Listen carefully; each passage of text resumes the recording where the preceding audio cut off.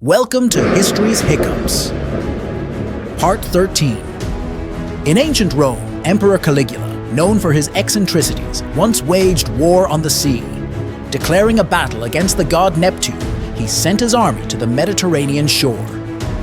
But instead of a naval battle, the soldiers were ordered to stab the waves with their swords and spears.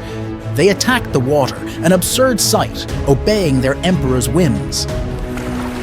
After this bizarre battle, Caligula declared victory and had his men collect seashells as war trophies.